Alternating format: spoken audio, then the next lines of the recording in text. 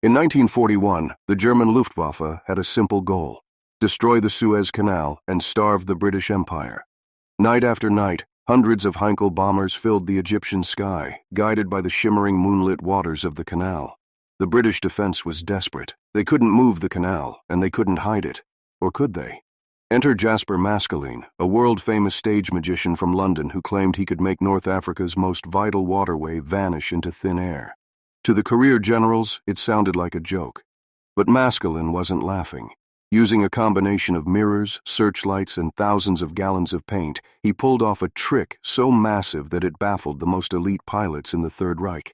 By the time he was done, he hadn't just hidden a canal, he had built an entire ghost city. This is the story of the war magician and the greatest illusion in military history.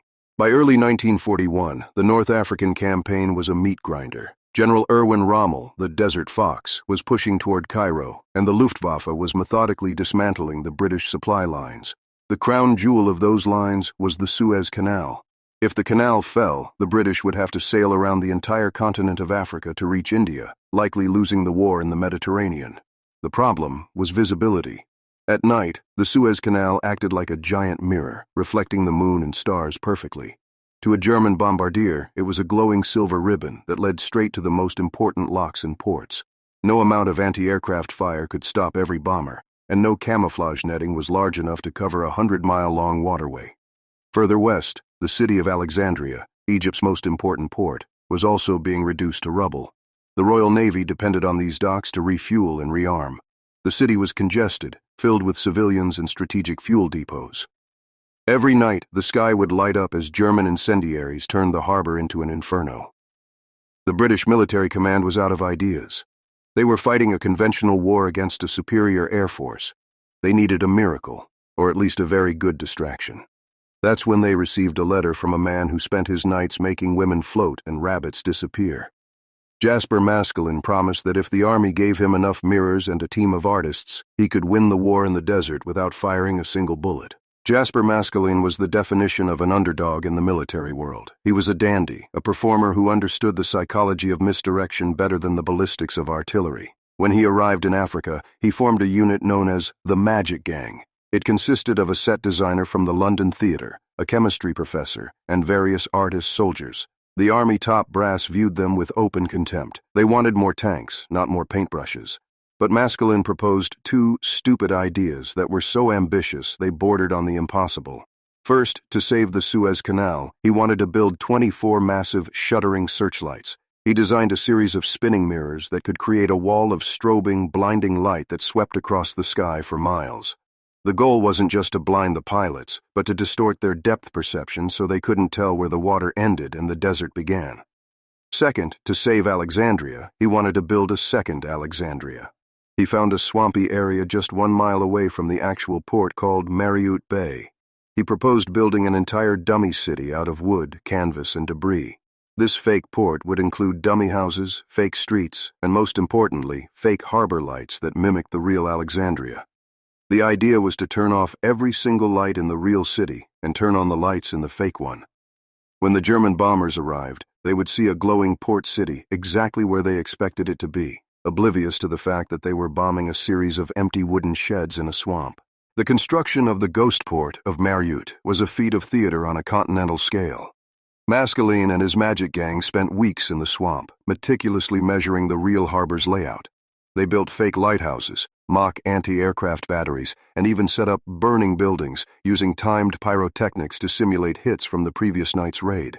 To make the Suez Canal disappear, the gang developed the dazzle light. This involved a set of 24 double-mirror searchlights. By shuttering the lights rapidly, they could create a flickering cone of brilliance that reached 5 miles into the sky. The light was so intense that any pilot caught in it would immediately experience vertigo and nausea. But the preparation didn't stop at lights and lumber. Maskelyne also tackled the problem of ground armor. He created sun shields, canvas covers that could be placed over a jeep to make it look exactly like a heavy truck, or covers for tanks that made them appear to be 2-ton lorries from above. By the time the Germans launched their next major offensive, the entire coastline of Egypt was a hall of mirrors. Maskelyne had secretly moved thousands of tons of equipment, replacing real targets with fakes and hiding real troop movements under the guise of supply convoys. He was ready to put his stage show to the ultimate test. He knew that if even one pilot figured out the ruse, the Germans would correct their coordinates and level the real targets within minutes. The magician wasn't just gambling with his reputation anymore. He was gambling with the entire North African front. The air raid siren's wail began at 2:00 a.m. Over 200 German bombers crossed the Egyptian coast, their bellies full of incendiaries and 500-pound high explosives. The lead pilot looked down, searching for the distinctive horseshoe shape of Alexandria's harbor. In the real city, every light was extinguished. Alexandria was a black hole in the desert. But 1 mile away, at Mariut Bay, the ghost city had just come to life. Maskelyne's team activated the fake harbor lights. They triggered controlled fires in empty fields that looked like fuel tanks exploding. The German pilot saw the lights and the smoke. "Target sighted," he shouted into his radio. The entire formation banked toward the swamp. For 8 straight hours, the Luftwaffe pulverized the wooden sheds and canvas strips of Mariut. From the real Alexandria, British officers watched in awe as the German bombers dropped hundreds of tons of high explosives into an empty marshland. The sound was deafening, but not a single real building was hit. Meanwhile, at the Suez Canal, the dazzle lights were engaged. As the bombers approached the waterway, they were suddenly hit by 24 strobing beams of light reflecting off spinning mirrors. Pilots reported that the world seemed to turn upside down. They couldn't find the horizon. They couldn't find the water. Disoriented and nauseous, the German bombers released their payloads prematurely, dropping them into the empty desert miles away from the vital locks. The next morning, German reconnaissance planes flew over Alexandria. Maskelyne had one final trick ready. His team had stayed out all night, spreading debris and painting craters on the roofs of real buildings in Alexandria. To the German cameras, it looked like the port had been devastated. Believing the harbor was out of commission, the Luftwaffe focused its attention elsewhere for weeks, giving the Royal Navy the time it needed to regroup. Maskelyne had successfully misdirected an entire air force using nothing but stagecraft and the psychology of expectation. The magician had proven that in war, what you see is rarely the reality, especially when there's a stage pro in the trench. The impact of Jasper Maskelyne's great illusion was staggering in its scale and efficiency. Over the course of several months, the dummy city of Mariut Bay absorbed over 400 separate air raids. That represents approximately 1,200 tons of explosives diverted away from a densely populated city into a swamp. Records from the Luftwaffe Intelligence Office, seized after the war, showed that German commanders truly believed they had destroyed Alexandria's port capacity twice over. They was completely oblivious to the magician's hand. More importantly, the Suez Canal remained open for every single day of the combat for Egypt. The dazzle lights had made the waterway so difficult to target that the Germans eventually gave up on precision night bombing of the locks, a failure that directly contributed to Rommel's lack of supplies at the Battle of El Alamein. Maskelyne's team, the Magic Gang, was eventually officially credited with deceiving at least 25 German divisions through various ruses in North Africa. Using sun shields and dummy tank regiments, they helped General Montgomery achieve complete surprise at the Alamein breakthrough. The numbers don't lie. Hundreds of millions of dollars in shipping protected. Thousands of civilian lives saved in Alexandria. One decoy city, and one London stage magician whose budget for arms was mostly spent on canvas, plywood, and mirrors.